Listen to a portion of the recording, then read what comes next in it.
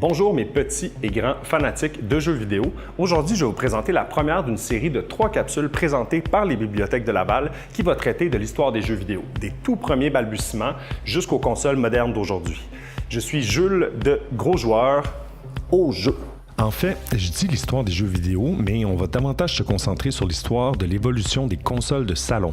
Parce qu'au tout début, les jeux vidéo existaient seulement sous forme d'arcade, c'est-à-dire des grosses machines dédiées avec un seul jeu qu'on retrouvait dans les bars, les restaurants ou encore dans des lieux dédiés juste à ça qu'on appelait justement des arcades. Les technologies de l'époque ne permettaient pas d'avoir une petite console qu'on peut amener à la maison, donc il fallait forcément se déplacer dans un endroit pour pouvoir jouer à ses jeux préférés. Mais avant même les arcades, les tout premiers jeux vidéo se trouvaient sur ordinateur et était composé à 100% de texte, un peu comme un livre dont vous êtes le héros et où on devait taper au clavier les actions de notre personnage.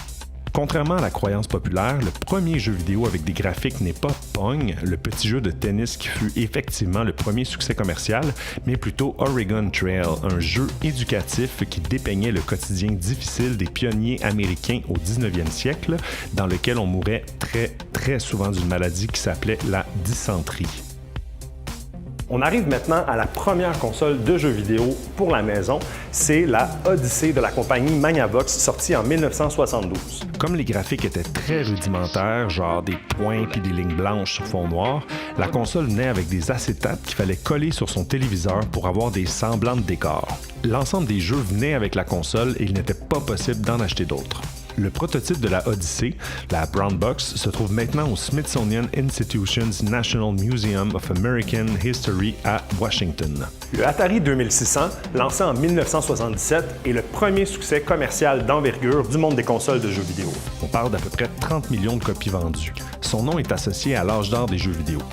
Suite à ce succès, plein d'autres compagnies ont profité de ce nouveau marché en sortant leur propre console, par exemple la ColecoVision ou la Fairchild VES. Sur le Atari, il était possible d'acheter des cartouches de jeux supplémentaires.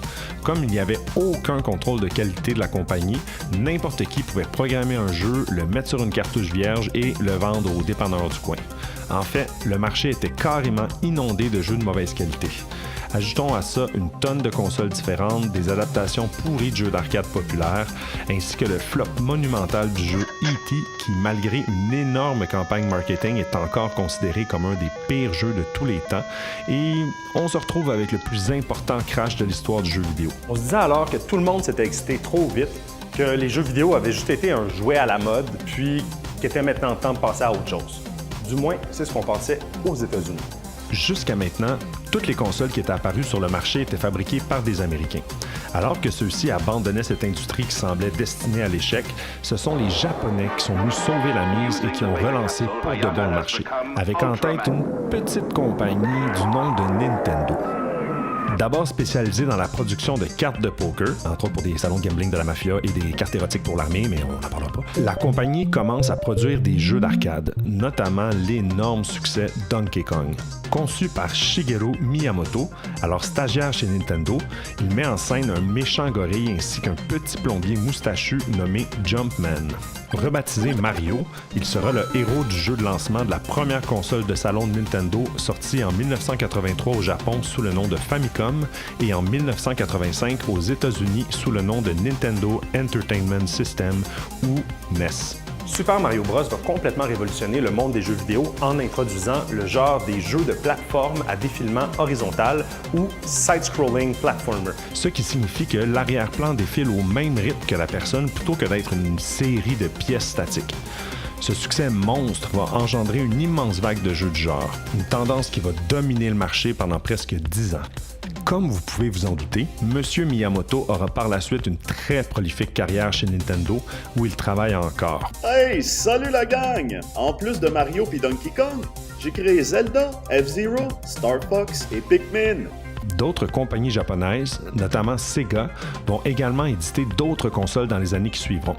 Il faudra attendre les années 2000 avant que les Américains se lancent à nouveau dans la production de consoles. C'est tout pour aujourd'hui. Ne manquez pas la prochaine capsule qui va traiter de la fameuse guerre des bits ainsi que de l'arrivée des jeux en 3 dimensions. D'ici là, je vous invite à aller jeter un coup d'œil à la page Facebook des Bibliothèques de Laval où vous pourrez trouver une foule d'autres capsules amusantes ou éducatives. N'oubliez pas de gamer avec modération. À bientôt!